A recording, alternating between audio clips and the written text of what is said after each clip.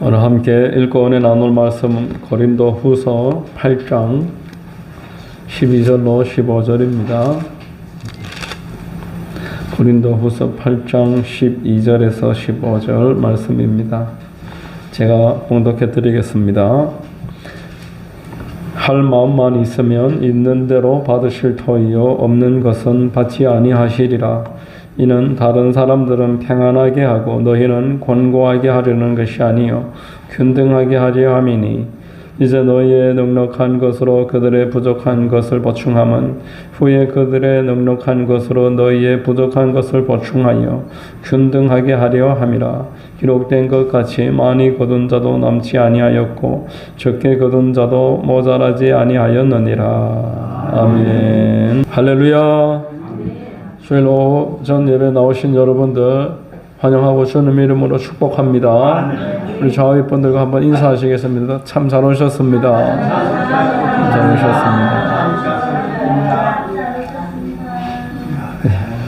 저는 봉독해드린 고린도후서 8장 12절 이하를 통해 심고 거두게 하시는 하늘의 법칙이라는 제목으로 은혜를 나누겠습니다. 생각은 정죄가 아니고 판단도 아니고 평안을 주는 것이다 이렇게 말씀을 하셨습니다. 우리 하나님은 우리를 행복하게 하시겠다 이렇게도 말씀을 하셨습니다. 우리 하나님이 저와 여러분들에게 가지고 계신 뜻에 대해서 우리가 조금 더 의심할 필요가 없는 것이 창세기 3장에 명확하게 기록이 되어 있습니다. 하나님께 범죄하고 하나님을 떠난 그 아담과 하와에게 하나님이 길게 생각하지 아니하시고 바로 말씀하십니다. 여자의 후손을 보내리라. 그를 지키리라.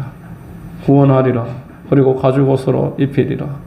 이렇게 하나님의 뜻이 이처럼 선하다, 분명하다는 것입니다. 성경은 이 분명하신 하나님의 우리를 가지고 계신 그 선하신 뜻을 이루기 위한 하나님의 편지입니다. 아브라함을 부르셔서 그의 후손을 통해서 천하만국을 내가 구원하고 모든 민족을 복되게 하리라 약속을 하셨습니다. 예레미야서 29장의 11절에 야훼의 말씀이니라 너희를 향한 나의 생각은 내가 아나니 평안이요 재앙이 아니니라 너희에게 미래와 희망을 주는 것이니라 이렇게 말합니다. 우리 하나님이 이 예레미야에게 평안을 주시겠다. 우리에게 바벨론으로 끌려가는 걸 받아들여라고 지금 이야기하는 예레미야가 그 목적은 평안이다. 지금 내 눈으로 볼 때는 전혀 내 계획과는 다르게 이해할 수 없는 상황이 펼쳐짐에도 불구하고 하나님은 그 상황까지도 평안을 위한 하나님의 수순이다. 이렇게 말씀을 하시는 것입니다. 여러분 우리가 신앙생활을 할 때 지금은 도저히 하나님의 뜻이라고 내가 받아들일 수가 없다. 평안하지 못하다. 하나님이 계시면 왜 이렇게 하시는가. 이런 생각을 할 때가 좀 많습니까? 우리는 그런 생각을 늘 합니다. 하나님은 참 좋은 분이신 건 맞겠지만 지금 나에게는 그렇지 않다. 사람들이 그렇게 말을 하는 것을 심심치 않게 듣고 있습니다. 신앙생활 하다가 낙담한 사람들에게 물어보시면은 여러분 하나님이 나에게는 내가 원하는 대로 안 해주셨다. 나에게 평안을 주시는 분이 아니다. 이렇게 딱 결론을 내리는 경우들이 참 많습니다. 오늘 본문에도 보면은 이와 유사한 내용들이 나오고 있습니다. 본문의 13절에 이는 다른 사람들은 평안하게 하고 너희는 권고하게 하려는 것이 아니요 균등하게 하려 함이니 이래 말합니다. 고린도 교회에 누군가는 왜 우리가 연보를 준비해서 저 다른 교회를 섬겨야 되나? 왜 바울이 와서 연보를 가지고 가려고 준비하라고 편지를 쓰냐? 이런 불평함이 분명히 있었을 것입니다. 왜 우리가 이렇게까지 섬겨야 되나? 우리만 왜 계속 섬겨야 되나? 자, 여러분, 하나님은 저와 여러분들을 단지 이용하려고 부르신 것이 아닌 줄로 믿으시기를 바랍니다. 하나님이 저와 여러분들을 부르셔서 분명히 이 바울이 오늘 고린도 편지를 통해서 설명을 하듯이 하나님이 너희들을 공고하게 하려는 게 아니다. 이런 상황들이 계속 벌어집니다. 그런 우리의 마음이 있기 때문에 이런 말씀이 있는 것입니다. 하나님은 말씀 한마디로 이 지구만 아니라 수천억이 되는 온 우주를 말씀으로 빛과 어둠을 다 창조하신 분이신 줄로 믿으시기를 바랍니다. 우리를 섬기라고 천군 천사를 보내주셨기 때문에 우리가 지금도 살아있는 것입니다.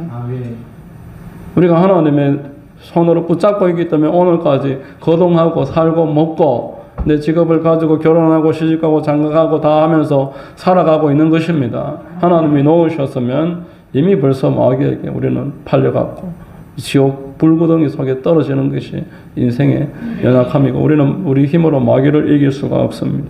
우리 하나님이 저와 여러분들을 부르셔서 오늘까지 계속 이런저런 모양으로 섬기게 하시고 사용해 주시는 것은 우리를 평안하게 하심임을 믿으시기를 바랍니다. 당장에 그렇게 안 될 것 같습니다. 마귀는 계속 속입니다. 하나님은 너를 모르신다. 하나님은 네 기도를 안 듣는다. 너는 버림받아 지금 멸망에 처해있는 그런 상태이다. 계속 마귀는 속입니다. 자, 여러분 요셉 한번 생각해 보십시오. 요셉이 어땠습니까? 하나님이 환상도 보여주시고 그리고 아버지한테 사랑도 받고 나름대로 아버지 심부름을 해서 형님들한테 찾아갔는데 형님들이 그를 막 흠칫 두들겨 패가지고 옷을 싹 다 벗겨가지고 죽이려고 했는데 죽이지는 말자고 큰형이 이야기해가지고 이제 미디안에 팔려가 버립니다. 여러분 하나님이 그를 평안하게 하십니까? 그 요셉이 그 꼴을 당했을 때 옷을 다 벗겨가지고 노예로 끌려갈 때 야 평안하다. 우리 하나님 참 선하신 일을 또 이렇게 하시는구나. 이런 믿음으로 고백을 했을까요? 그때 요셉은 어마어마하게 충격을 받았을 것입니다. 왜 이런 일이 벌어졌을까? 하나님이 살아계시면 지금 나한테 이런 일을 일어날 때 하나님 도대체 뭐하고 계시는가? 여러분 요셉에게도 하나님이 선한 일을 행하실 때 어려움이 있었고 또 우리에게 마귀가 시험하듯이 요셉에게도 마귀가 그 순간에 어마어마하게 시험을 줬을 것입니다. 너는 버림받은 자다. 하나님은 너를 모르신다. 너에게는 앞으로 이제 아무런 가능성이 없다. 마귀는 계속 또 그렇게 속였을 것입니다. 그러나 요셉은 하나님의 선하심을 다시 한번 은혜 가운데 기억을 했습니다.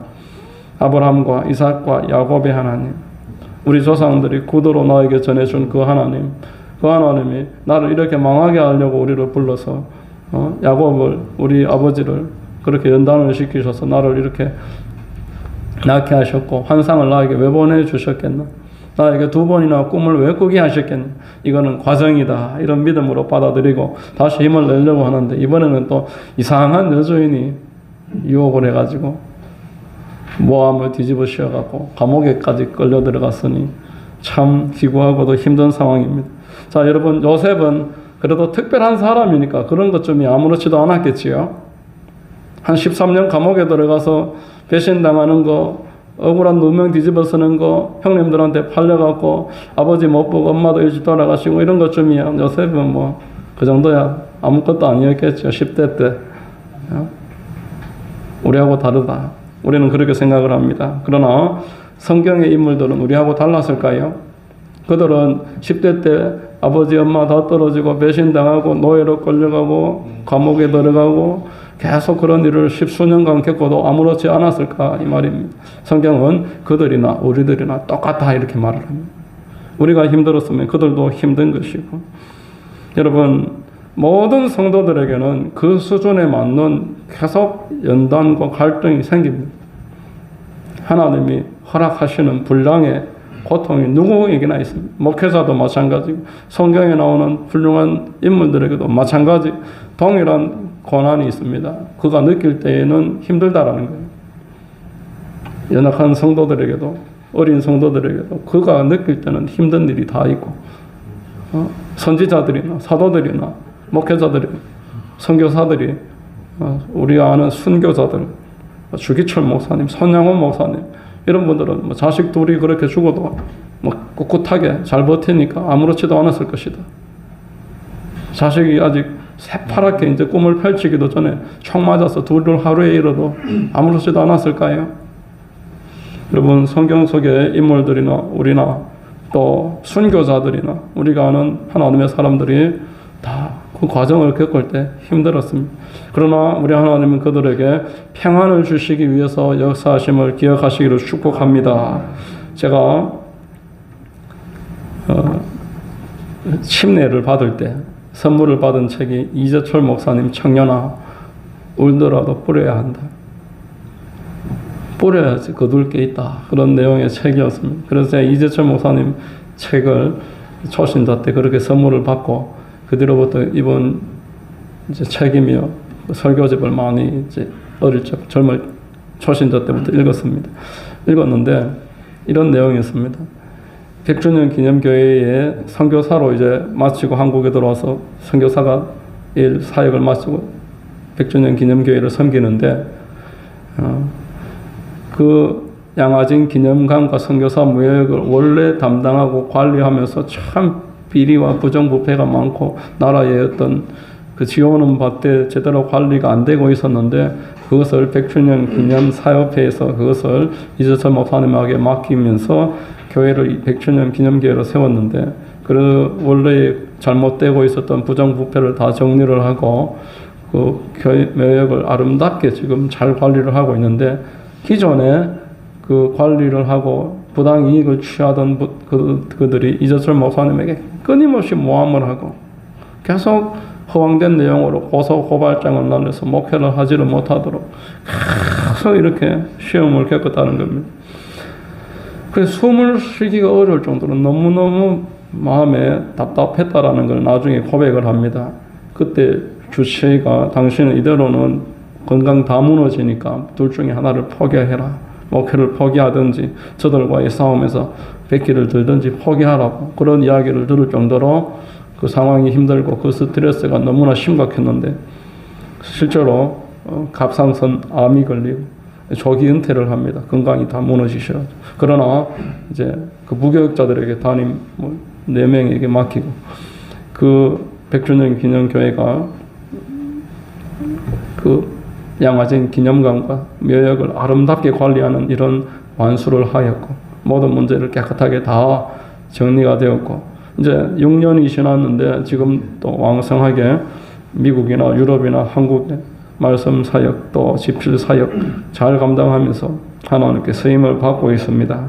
자, 여러분 신앙의 연륜이 있다고 아무렇지도 않은 게 아니고 하나님의 그 은혜를 받아왔고 그만큼 성장해 왔기 때문에 이번에도 하나님이 은혜 주실 줄로 믿고 그 상황 가운데서 하나님의 의지하면서 상황을 감당해내는 것인 줄로 믿으시기를 바랍니다. 묵묵하게 하나님의 때를 기다리면서 하나님 반드시 일을 하실 것이다. 지금까지 인도하신 것처럼 이번에도 하나님이 나를 버려놓지 아니하실 것이다. 이래 믿는 것이 여러분 참된 성도인 것입니다. 아멘. 여러분이 지금 당하고 있는 어려움이 도무지 끝날 것 같지가 않고 아무도 나를 모를 것 같다면은 십자가에서 모든 배신과 모든 조롱과 모든 고통을 짊어지시고 가족들마저도 인정해주지 않았던 이 예수님을 바라보시기 바랍니다. 히브리서 12장 2절을 한번 같이 읽어보겠습니다. 믿음의 주여 또 온전하게 하시는 이인 예수를 바라보자. 십자가를 참으사 부끄러움을 결치 아니하시더니 하나님 보좌 우편에 앉으셨느니라 이렇게 말합니다. 하나님이 예수님의 그 어려움 모든 시험 다 장차 받을 십자가를 바라보며 십자가 이후의 기쁨을 바라보면서 감내내셨고 이겨내셨다고 우리도 예수를 바라보자. 힘들고 어렵다고 해서 십자가에 무너지지 말고 앞에 있는 고통에 항복하지 말고 그 지나면 하나님이 그 이상의 평안과 기쁨과 은혜를 주실 것을 바라보자 이런 말씀하는 것입니다. 여러분 하나님께서는 여러분들이 감당하지 못할 시험을 허락하지 않는 줄로 믿으시기를 바랍니다. 우리는 반드시 모든 상황에서 이길 수 있는 힘을 얻습니다. 하나님이 우리가 이 모든 상황을 뚫고 나갈 수 있는 지혜를 주신다고 하셨습니다. 너희 중에 누구든지 지혜가 부족하거든 후회 주시고 꾸짖지 아니하시는 아버지께 구하라 이런 말씀했던 것입니다. 하나님의 목적은 저와 여러분들을 천국까지 데리고 가시는 것입니다. 저와 여러분들을 천국까지 데리고 가시는 것이 하나님의 목적이고 이 땅에 살아갈 동안은 하나님이 나 여기 있다 이렇게 사람들에게 편지 쓰는 편지로 나를 쓰고 있다는 겁니다. 우리의 삶을 통해서 하나님이 내가 사람을 버리지 않고 사람을 내가 지금도 붙잡고 있다. 이것을 세상에 전하는 우리는 엽서이고 편지라고 성경은 말씀하는 것입니다. 하나님이 다시 말씀드립니다. 우리를 이용하려고 우리를 사용하시고 우리를 계속 수고하게 하시고 오늘 고린도 교회의 성도들처럼 미리 연보를 준비하게 하고 이렇게 공고하게 하려는 게 아니라는 겁니다. 30배, 60배, 100배로 갚으시기 위함입니다. 영생과 내세에 그리고 금생에 하나님의 복이 넘쳐나게 될 것입니다. 여러분, 예수님의 십자가를 마지막으로 감당을 했었던 구레네 사람 시몬이라는 분 여러분 들어보셨을 겁니다. 이 시몬은 절기가 되어서 6월절에 제사를 지내러 올라왔다가 예수님 십자가 지나가는 그 광경을 보면서 잠깐 구경하다가 거기에 이제 십자가를 함께 지게 됩니다. 예수님이 너무너무 온몸이 갈기갈기 찢어지시고 피를 흘리시고 더 이상 걷지도 못하는 상황에서 굶주리고 조롱과 야유 속의 땡볕 아래에서 십자가를 지고 계속 올라가지 못하고 골고다 언덕에서 넘어지니까 그 군인들이 이제 더 이상 이 사람이 올라갈 수 없다 판단을 하고 그 지나가는 구레네 사람 시몬에게 그 십자가를 짊어지고 올라가라고 합니다. 어떤 마음이었을까요? 왜 나에게 이런 일이 있을까? 왜 이렇게 오늘 억울하게 내가 수고를 해야 되나? 왜 나만 지금 이 십자가를 짊어지고 예수님 짊어져야 될 걸 내가 짊어지고 이렇게 고생을 해야 될까? 시몬이 그런 생각 왜 안 했겠습니까? 참 재수 없다. 참 내 어쩌다가 오늘 여기에서 이렇게 수고를 하고 오늘 이렇게 헌일을 하고 왜 이럴까? 그러나 그 잠깐 올라가는 잠깐은 아니겠죠. 물론 뭐 1시간이 걸렸던 십자가를 지고 올라가면서 예수님을 느꼈을 겁니다. 그 진면목을 발견했을 겁니다. 아, 이분이 거룩하신 분이구나. 이분 참 진실하시고 꾸밈이 없으시고 이 모든 상황 가운데서 하나님만 바라고 계시는구나. 그 상황에서 못 박혀서 죽으면서 그 마지막 순간에 그들을 위해서 기도하는 예수님을 시몬이 보면서 마음이 바뀌었습니다. 예수님을 영접하게 됩니다. 사도행전의 16장에 뭐라고 말했습니까? 주 예수를 믿으라. 그리하면 너와 내 집이 구원을 받으리라. 예수를 믿으면 너와 내 집이 구원을 받으리라. 이런 말씀을 했습니다. 이 시몬이 예수님을 구주로 영접한 다음에 그의 온 집이 예수님을 영접을 하게 됩니다.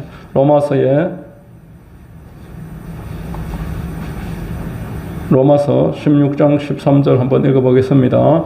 주 안에서 택하심을 입은 루포와 그의 어머니에게 문안하라. 이 루포는 시몬의 아들입니다.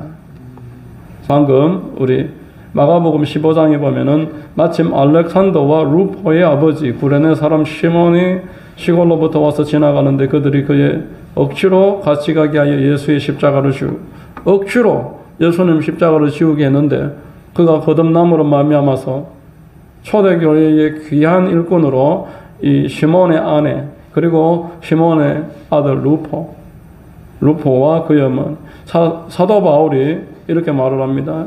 그의 어머니는 곧 내 어머니니라. 성도 중에 이 사도 바울에게 브루스길라와 아굴라는 눈이라도 뽑아줄 것처럼 그 마음에 함께했고 또 이 시몬의 아내 참 어머니처럼 나의 어머니처럼 정말 그렇게 한 마음이 되어서 섬겨주었 고맙다고 이렇게 기록을 남기는 것입니다. 자, 여러분, 우리 하나님께서는 모든 우리의 부르심 가운데 참으로 우리의 계획을 다 뛰어넘어서 역사하십니다. 우리 하나님이 나를 어떻게 지금 인도하고 계시는지 우리는 다 알 수가 없습니다. 여러분, 쓰임 받았는 분들 한번 물어보십시오. 계획대로 다 되었다라고 하는 분 저는 본 적이 없습니다. 저는 예기치 못한 상황 가운데 내가 차출되었다라는 거예요. 나는 전혀 계획도 안 했는 일에 내가 동원이 되었다는 겁니다. 그래서 왜 내가 이러고 있을까 고민을 하던 가운데 결국 결론적으로 우리 하나님이 이렇게 평안하게 만들어주셨다. 이렇게 말을 하고 있습니다. 자, 여러분들도 그렇게 지금 생각하는 분들도 왜 없겠습니까? 내가 왜 이 교회에 와서 이렇게 부담스럽게 있을까? 큰 교회 가면 편안하게 지낼 텐데, 저 양곡교회 같은 데 가면 편안하게 잘 내가 부담 없이 나하고 참 대화가 될 만한 그런 수준 있는 사람들하고 내가 잘 지낼 텐데 내가 왜 이렇게 수고해야 되나? 이런 생각 왜 안 하겠습니까? 자, 여러분, 저도 마찬가지입니다. 저라고 여 하만에 오고 싶어서 왔겠습니까? 저는 하만에 오고 싶어서 왔겠습니까? 저는 대구에서 제일 큰 교회를 다녔어요. 큰 교회가 어떤지 압니다. 10년 넘게 다녔습니다. 뭐 와도 안 와도 뭐 아무도 몰라요. 새벽에도 그렇고 저녁에도 그렇고 안 오면 뭐 어떻고 뭐 송구영 씨 예배 안 가도 모르더라고요. 가려고 11시에 누워있다가 5분만 누워서 자야지 눈 딱 떴는데 새벽 2시더라고요. 그래도 안 한다고 문자 한 번 아무도 안 옵니다. 당연히 어디서 딴 데서 예배 들었겠지. 왜? 뭐 교회가 하도 크니까 1층, 2층, 3층 뭐 피아노, 텔레비실 뭐 다 있으니까. 자, 여러분, 저도 내가 왜 여기 하만에 와서 우리 가족들을 고생을 시킬까? 그런 고민을 많이 했습니다. 우리 처음에 하만에 왔을 때 다혜가 학교 입학할 데가 없는 거예요. 이 가야 초등학교나 저 중앙 아라 초등학교라든지 이 가야 내에 있는 초등학교는 엘리베이터가 없어요. 어제 뭐 학교에 엘리베이터도 없는지 그래서 못 가는 거예요. 그래서 저기 산인 초등학교에 갔는데 애들이 뭐 한 50명 되는지 전교생이 다 합쳐서 한 반씩밖에 없어요. 한 반에 한 10명도 채 안 됩니다. 그래서 이제 거기는 엘리베이터가 없어도 학교가 건물 자체가 작으니까 계단이 얼마 안 되니까 그래 여기라도 가야 되겠다 해서 이제 전학을 시켰는데 그 도움반 선생님하고 다혜하고 어떤 문제가 생겼는데 그 도움반 선생님이 애를 거실에 아무도 없는데 데려다 놓고 거진 40-50분 동안 막 혼을 낸 거예요. 애가 호흡 곤란이 와서 119까지 부르고 막 이런 상황까지 왔어요. 그래서 그 학교에서도 더 이상 못 있어서 또 15km 떨어진 저기 칠원 초등학교까지 가서 성하교를 시키고 3년간 그렇게 초등학교를 졸업을 할 동안 그렇게 했었는데 이 3년쯤 지나니까 이제 또 코로나가 오더라. 그때까지 우리 사택이 없었어요. 이제 중학생이 됐는데 애들 공부방이 없는 거예요. 교회에서 살면서. 코로나가 되니까 그나마 한 10명 초등학생하고 어른들하고 몇 명 약한 분들이 이렇게 한 10명 나왔던데 이 사람들이 코로나 되니까 또 아무도 안 나와요. 아무도 없는데 예배를 드려야 되는 거예요. 도대체 어떻게 해야 되나 고민을 안 할 수가 없었습니다. 이때 포기할 수밖에 없는 이 상황이었는데 다시 한번 하나님이 우리를 망하게 하려고 여기 오게 한 건 아니다. 목회 안 하려고 3년을 도망 다니는데 하나님이 계속 감동을 주셨고 결국 하기로 됐고 애가 장애를 가지고 그렇게 해서 출발을 했는 건데 여기 와서 이렇게 망하라고 하시지는 않을 것이다. 코로나 기간에 그때 좀 믿음이 좋은 집사님 한 분이 계셨는데 82세셨습니다. 우리 교회에서 제일 믿음이 좋고 제일 교회 잘 나오셨던 82세 집사님. 이분이 아침 저녁 하루도 안 빠지고 3년간 같이 우리 코로나 기간 동안 우리 아침 저녁으로 같이 기도하기로 약속을 하고 매일 교회에서 같이 성경을 3년 동안 기도를 했습니다. 제가 지난주 금요일 날 우리 교회 밴드에 비움의 힘이라는 글을 잠깐 올렸습니다. 그 글에 보면은 마지막에 이런 내용이 있습니다. 몸을 낮추고 한 걸음 물러설 줄 아는 마음이 삶을 더 오래 버티게 합니다. 몸을 낮추고 엎드리면은 하나님이 나를 지켜주신다. 근데 이제 이런 댓글이 달렸습니다. 겨울에 물이 적어 목마른 나무에게 잎새 끝까지 물을 먹이시는 하나님의 방법은 바람입니다. 나무에게 하나님이 물을 먹이시는 방법은 물을 갖다 퍼부어주시는 게 아니고 바람을 불어주셔가지고 바람이 부니까 살려고 뿌리를 쫙 계속 뻗어 내려가고 뿌리가 내려가는 만큼 물을 많이 얻게 되어서 물을 잘 먹는다. 이런 의미로 저는 해석을 했습니다. 마찬가지로 우리 코로나라는 바람이 부니까 보편 안 날려가기 위해서 엎드렸습니다.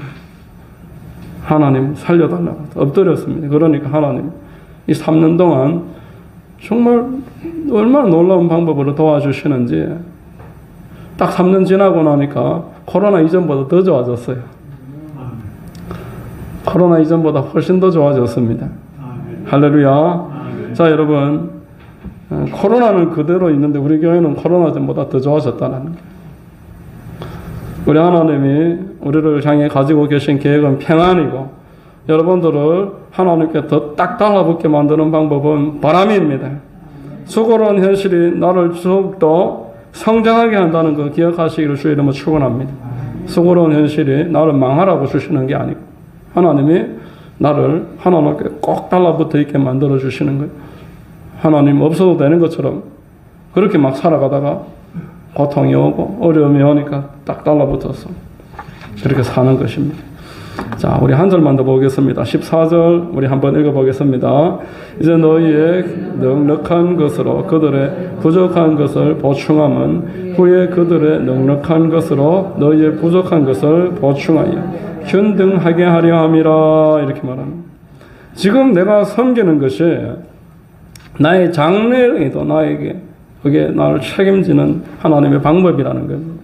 후에 그들의 넉넉한 것으로 너희의 부족한 것을 보충하게 하여 균등하게 하려 함이라 이렇게 말합니다.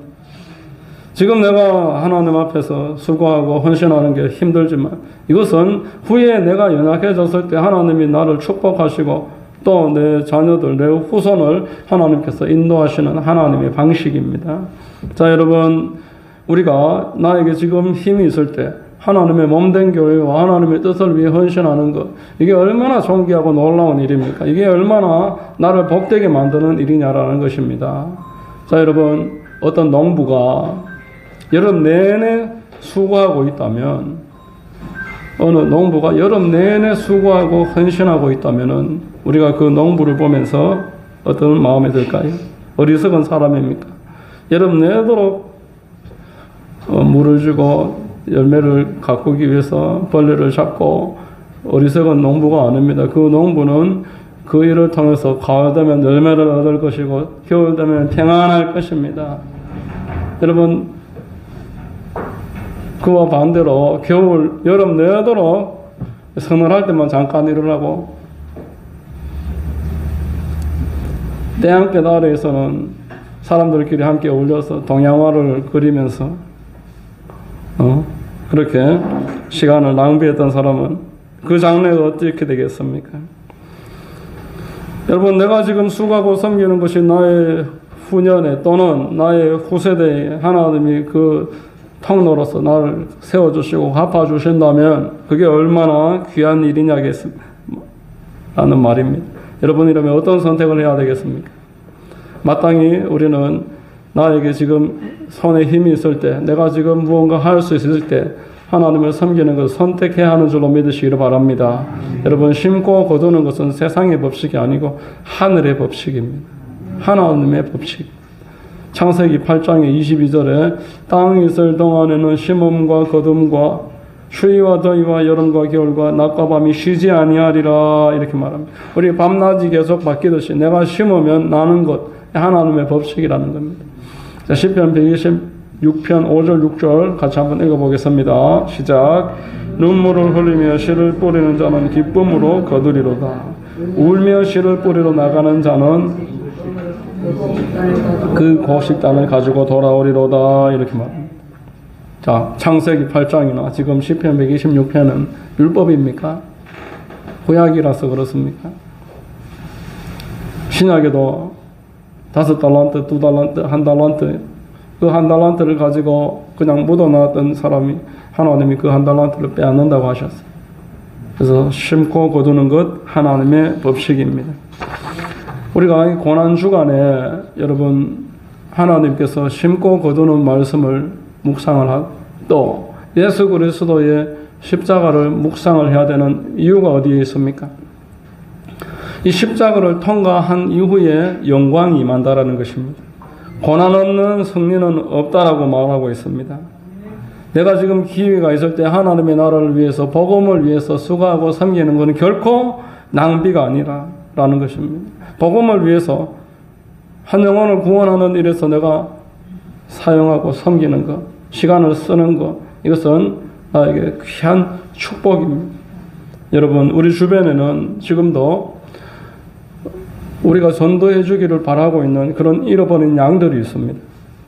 내가 찾아가면은, 그리고 말을 하면은, 그리고 내가 데려오면은 복음 듣는 자리를 인도할 수 있는 사람들이 지금도 우리 주변에 많이 있습니다.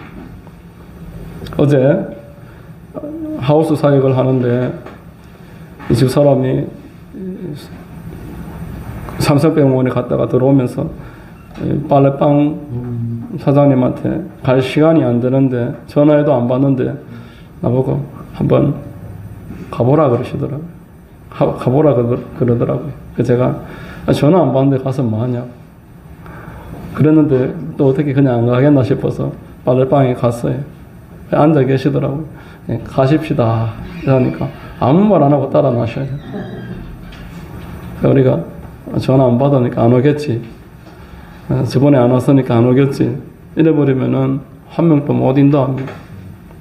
그러나 잃어버린 심령, 하나님을 찾고자 하는 영혼들 우리 주변에 지금 많이 있다라는 거예요. 지난주 금요일 날 우리 교회에 금요 기도회 시간에 어떤 마산에서 신앙생활 하는 분이 예배에 참석을 했습니다. 처음 보는 분인데 예배를 대단히 사모하는 마음으로 예배를 드리시더라고요. 그 예배를 마치고 작은 책을 한 권을 주고 가셨어요. 본인이 쓴 음성이라는 책인데 본인이 이제 예수님을 만난 이야기, 영원 구원을 위해서 지금까지 하나님께서 인도해 주신 내용이 아주 짤막하게 한 100페이지 될까 할 정도로 작은 책이었습니다. 제가 그 책을 그날 저녁에 많이 읽었는데 내용이 참 감동되어서 많이 읽었는데 이런 내용이 기억이 납니다. 그의 아버지가 불신자였습니다. 어머니도 불신자였습니다. 그런데 하나님이 이제 석 달 남았다. 임종을 알려주시더라는 거예요. 초신자 돼서 몇 년 안 됐을 때인데 임종을 날짜가 아니고 석 달 남았다 이렇게 이야기하시더랍니다. 그래서 불신자인 아버지를 위해서 매주 찾아가요. 매주 찾아가서 예수님 믿으시라고 해도 그냥 그래도 딸이 오니까 좋잖아요. 그래서 딸이 오니까 그냥 이야기는 하지만 예수님을 안 믿는데 이제 석 달이 다 됐는데 조급합니다. 더 많이 매달려서 기도합니다. 그러는데 하루는 아버지가 이제 석 달 다 됐어요. 그러더니만 그날 집에 가는데 딸한테 이렇게 이야기합니다. 이제 나도 예수님 믿는다. 복음을 계속 듣다 보니까 이제 나도 예수님 믿는다. 석 달 동안 매주 찾아간 보람이 있어요. 그날 밤에 아버지가 몸이 아프셔서 중환자실로 본인이 가셨는데 바로 딸들한테 전화가 왔어. 그 딸 둘이 중환자실에 계신 아버지한테 가서 눈을 마주치고 기도해 드리는데 바로 돌아가시더랍니다. 그렇게 아버지 영혼 구원에 관한 에피소드가 기억이 나고, 근데 그 책을 읽으면서 부러웠습니다. 나이 50에 예수님을 믿어서 지금 16년이 지나는 그 16년간의 간증인데, 야, 저렇게 영혼 구원에 대한 경험이 크다. 영안이 열리니까 여러분 불신자들에게 마귀가 달라붙어 있다는 게 그게 보이더라는 거죠. 그리고 그를 위해서 하나님의 마음을 주시니까 애통하면서 기도하면 정말 부모가 돌아가셨을 때처럼 애통하면서 기도하고, 그리고 이 악한 영이 빠져나가는 게 느껴지더래요. 그러면 찾아가고 그렇게 해서 복음 전하면은 영접을 하고 이런 내용들이 있는데, 그 아들이 20대 중반인데 스스로 자기 집을 감옥을 만들어서 집 밖에 안 나가고 몇 년, 3년 이상을 집에 앉아서 스마트폰만 보고 아무것도 안 하고 밥만 먹고 그렇게 3년을 지내는데 하루는 환상이 보이는데 아들에게서 이 배 아래로 시커먼 구름이 막 빠져나가는 걸 봤어요. 그래서 아들 방에 가니까 아들이 멀쩡한 눈빛이 싹 새 걸로 돌아왔어요. 옛날에 그 흐리멍텅하고 완전히 초점 잃은 눈에서 눈이 떠져 있으면서 그날로부터 그 감옥에서 빠져나오더라는 겁니다. 여러분, 우리가 생각할 때는 전부 다 우연인 것 같고 저 사람이 저렇게 할 수밖에 없다고 생각하지만 마귀가 역사하는 거예요. 마귀가 역사해서 빠져나가니까 새롭게 돌아오더라.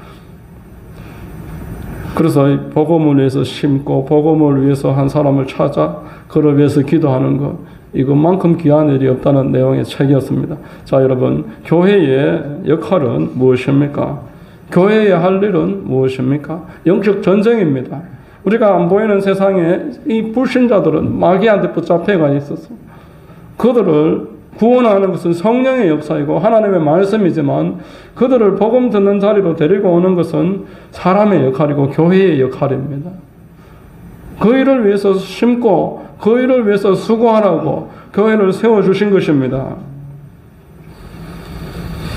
자, 여러분, 저와 여러분들은 이제 우리의 남은 시간이 내가 뭘 하고 살아야 하는지, 하나님이 나를 왜 수고하라고 하는지, 내가 그러면 교회에 와서 왜 그런 전도를 위하고 하우스 사역을 위해서 왜 함께 협력을 해야 되는가, 이것에 대한 대답을 받았습니다. 하나님이 우리를 부려먹으려는 것이 아니고 우리를 축복하기 위해서 우리 계속 심게 해주시려고 우리 전도자로 우리 이 교회를 섬기는 일에 선택하셔서 지금도 이끌어가고 계시는 것입니다.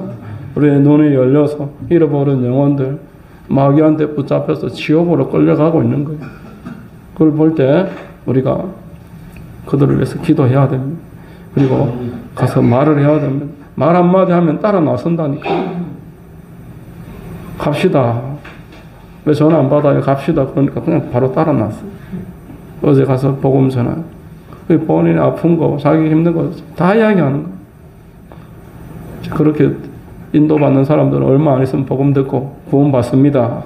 여러분, 위에서 기도해 주시기 바라고, 우리 심고 거두는 일에 날마다 참여해서 하나님이 십자가에서 예수를 보내서 죽게 하신 이유는 그 영혼들 살리기 위해서, 그걸 위해서 교회가 세워지고 있는 것입니다. 이런 은혜가 여러분들 모두 있게 되시기를 주의 이름으로 축원합니다. 기도하겠습니다. 하나님 아버지, 감사합니다. 오늘 말씀을 통해서 참으로 심고 거두라고 우리를 부르셨음을 깨닫게 하시니 감사합니다. 심으면 거두는 것이 하늘의 법칙이니 하나님 복음을 위해서 심게 하시고 거두게 우리를 인도하여 주시옵소서. 주님만 역사하여 주시고 영광 받아 주옵소서. 예수님 이름으로 기도드립니다. 아멘.